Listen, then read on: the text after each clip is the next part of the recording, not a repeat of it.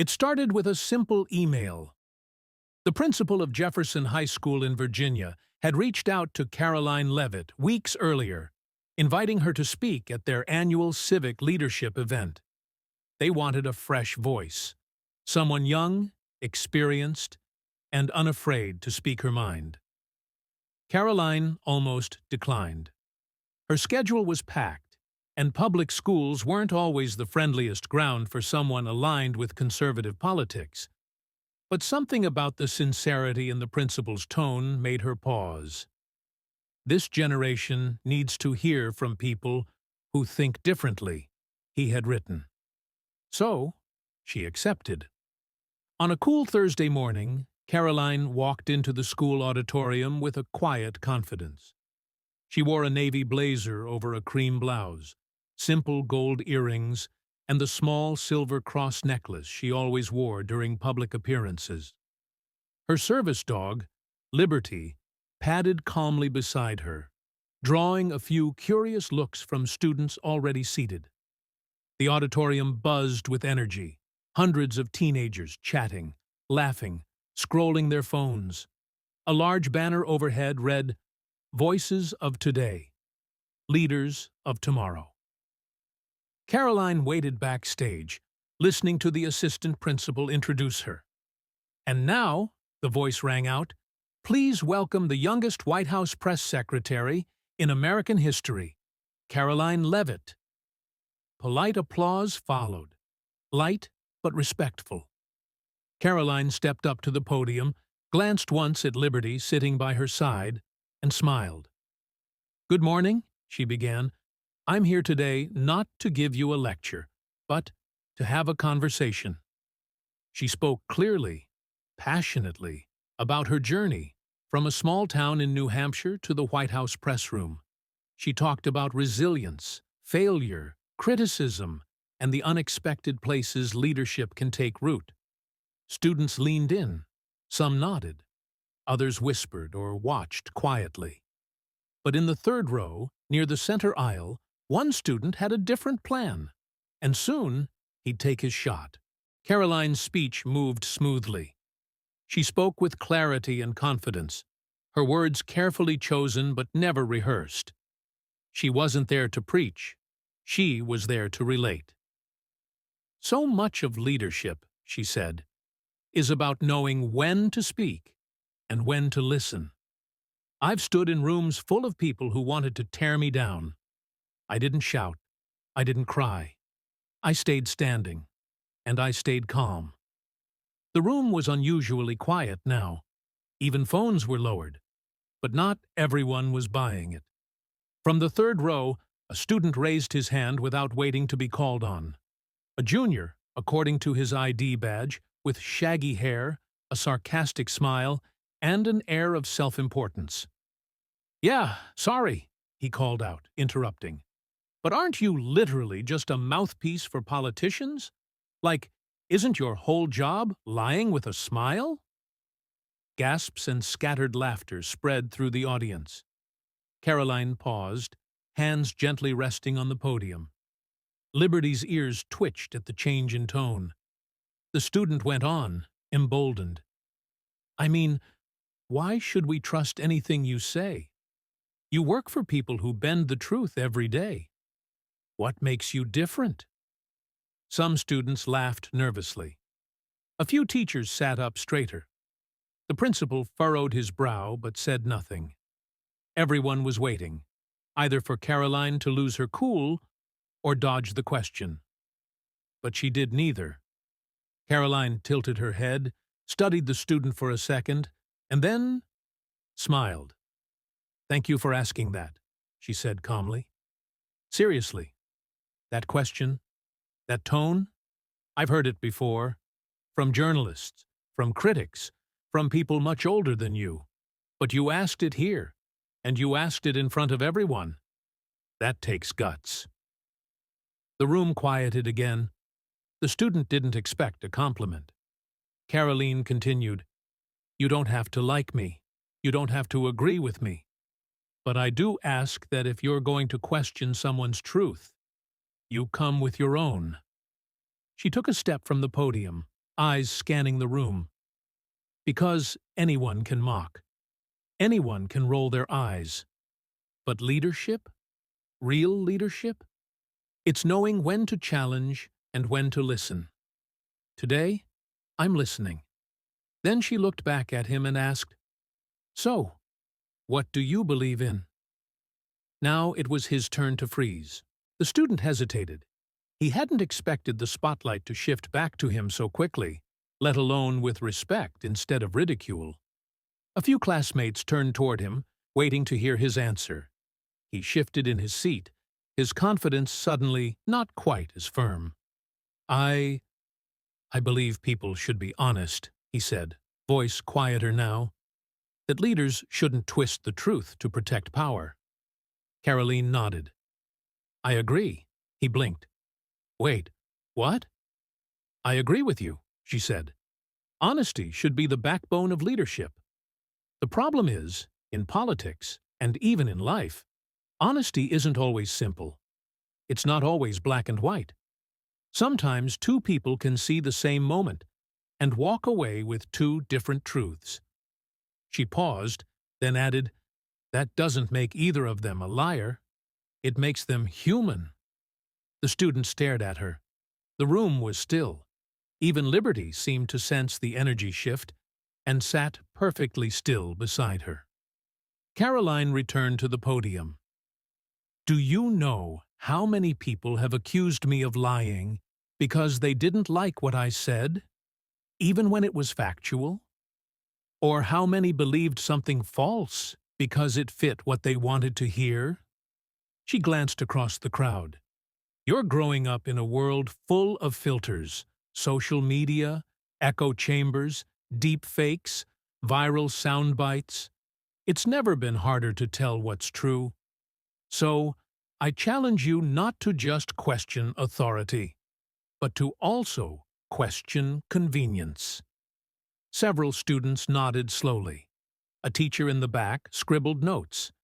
The student who had spoken earlier lowered his head a little. Not in shame, but in thought. Karoline softened her tone. "You don't need to agree with me to learn something from me. Just like I don't need you to agree with me to respect you. That's where real dialogue starts." She took a breath and added, "And today, you gave us that chance." "Thank you." The auditorium remained quiet for a beat. And then, clap, clap, clap. A few students, then more. Applause spread, not thunderous, but steady, genuine. The student gave a small nod and Karoline smiled again. Not victorious, not smug, but proud. Because this wasn't about winning. It was about reaching. The bell rang 20 minutes later, but no one rushed out of the auditorium.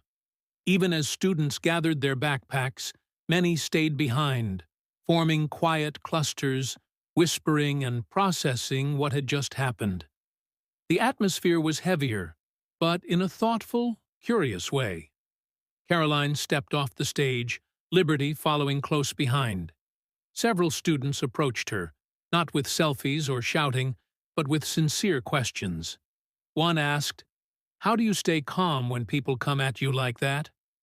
Another said, "I never thought about the truth that way. Like it's not always one size fits all." Karoline listened, answered patiently, never rushing. She wasn't just delivering a message anymore. She was having conversations. Off to the side, the student who had challenged her lingered, watching. Eventually, he walked over. "Hey," he said, clearing his throat. "I didn't mean to be rude. You were honest," Karoline said, interrupting him gently. "And I appreciated it." He nodded, eyes cast downward. "I guess I didn't expect you to answer like that." She smiled. "Most people don't. But that's the point, right? Surprise them. Make them think." He chuckled. "Yeah, you did." The principal came over, looking both relieved and impressed. "That was not the day I expected, but exactly the one we needed." "Thank you for the invitation," Karoline said. "These conversations matter, especially here." A nearby teacher added, "I've been teaching civics for 20 years. That was one of the most balanced, powerful moments I've ever seen." As Caroline exited through the hallway, Liberty at her side, she passed by open lockers and bulletin boards full of college brochures, mental health tips, and handwritten posters. One read, "Courage doesn't always roar. Sometimes it just speaks back, calm and clear." Someone had scribbled that during her speech and taped it up. Caroline paused, smiled, and took a picture. She didn't need a headline. That line was enough. Outside, her phone buzzed. Her communications assistant had texted, "You're trending again. Someone caught the exchange with that student. It's blowing up on X."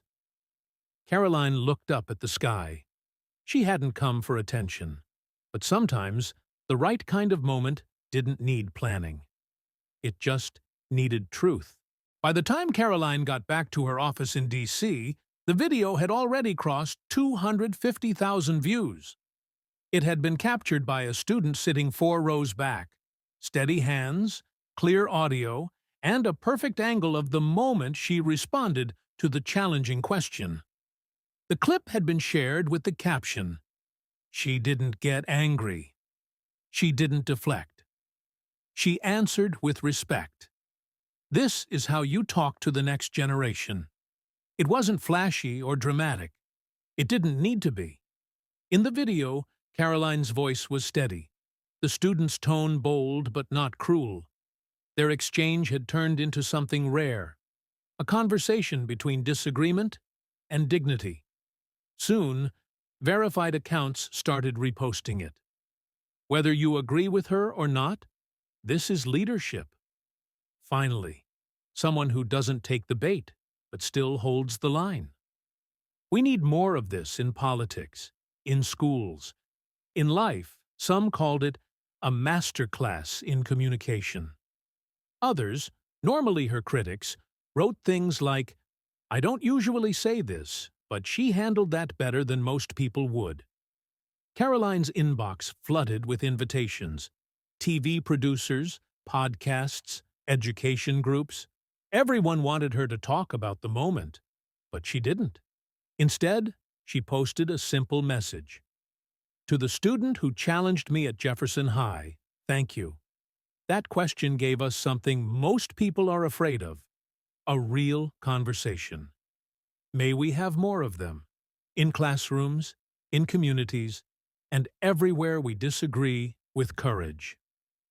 It became the most shared post she had made all year.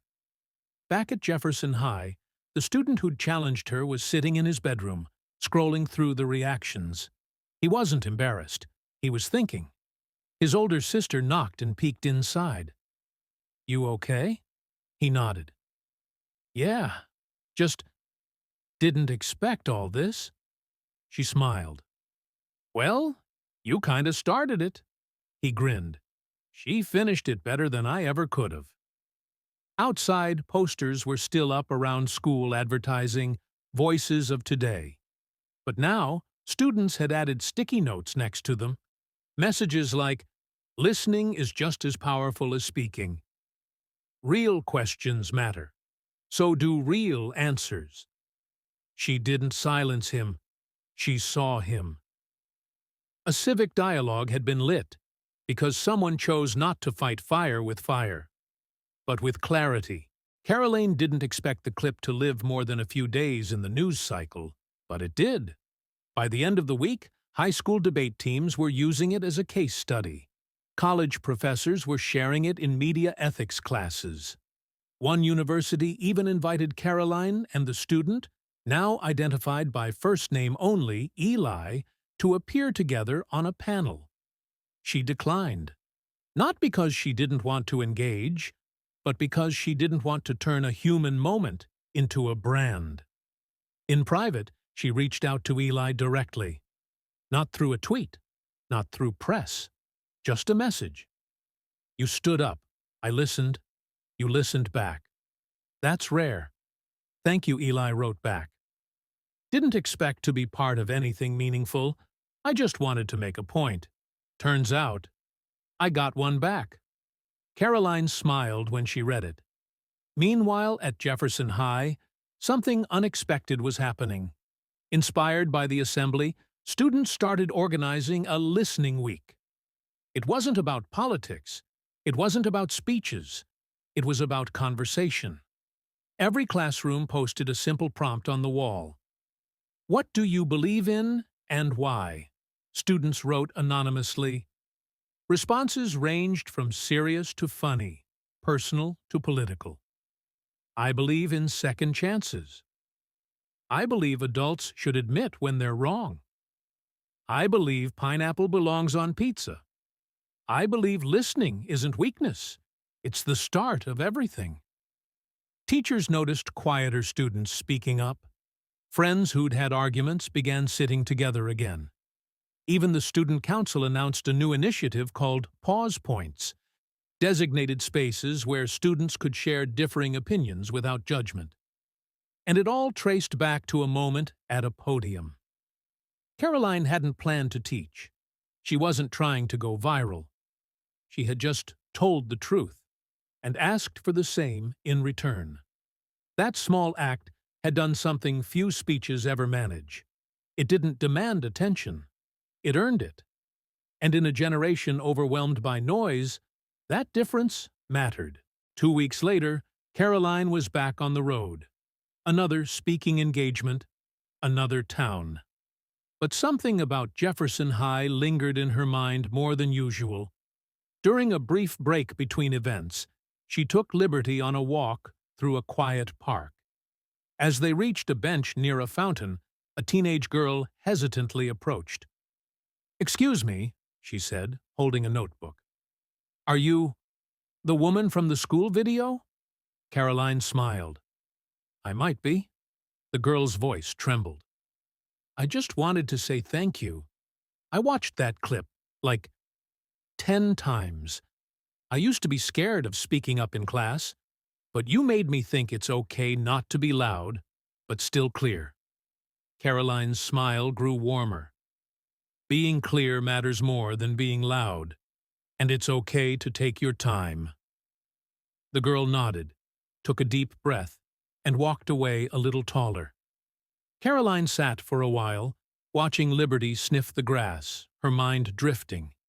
She hadn't intended to become a symbol, but maybe that's how real influence worked. Not in headlines, but in hearts. Not through arguments, but through presence. Later that evening, she received an email from the Jefferson High principal. "Thought you'd like to know? Eli asked to join our student mentorship group.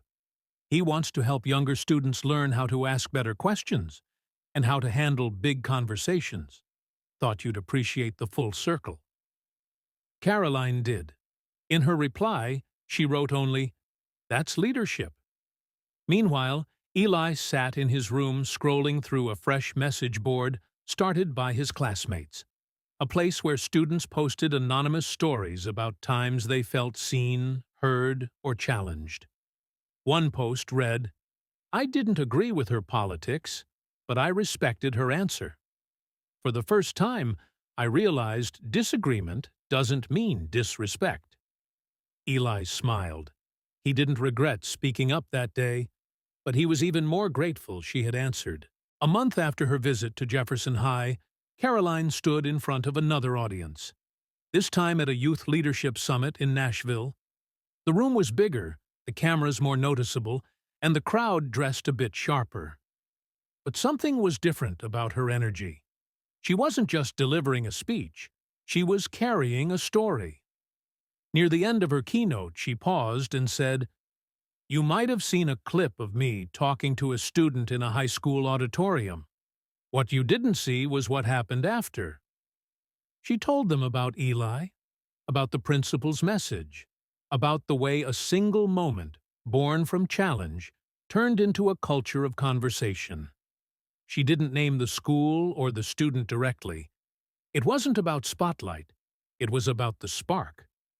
The room leaned in. "And if there's anything I want you to take from that," she said, "it's this. The people who challenge you aren't always enemies. Sometimes they're invitations to rise, to respond, to be better. A standing ovation followed, not just for the speech, but for what it represented. Later that night, Karoline sat in her hotel room scrolling through messages, some from students, others from parents, a few from teachers. But one stood out. It was from Eli. "I gave a talk in front of the freshman class today. I told them what happened between us. I told them I almost wanted to embarrass you, but you gave me something better. You gave me an example." Karoline exhaled slowly, a rare softness in her usually firm gaze. She replied, "You gave me one too." Back in Virginia, at Jefferson High, a new tradition had started. Once a month, the school held Open Forum Friday, where students could raise questions, any topic, any opinion, as long as they listened in return. The first poster to go up on the wall read, "Real leaders don't silence, they respond." No name was written beneath it, but everyone knew where it came from. Because one moment, one student, and one calm reply had become more than a viral clip. It had become a legacy. In a world full of noise, it's easy to believe that the loudest voice always wins. But Karoline Leavitt reminded us that real leadership isn't about volume. It's about clarity, courage, and knowing when to listen. When a student challenged her, she didn't shut him down. She answered, with respect, with patience, and with truth. And in that moment, something rare happened. An argument became a conversation. A critic became a learner. A viral clip became a quiet movement for understanding. What if we all did the same? What if we met challenge with calm, sarcasm with substance, and division with dialogue? This wasn't just a story about a speech. It was a story about what happens when someone chooses to build a bridge instead of a wall. Thank you for watching this episode of Surprising Stories. If this moment moved you, inspired you, or simply made you think, like, share, and subscribe to help us spread more stories of unexpected strength and everyday courage. Because sometimes the most powerful words are the ones that don't fight back. They reach back.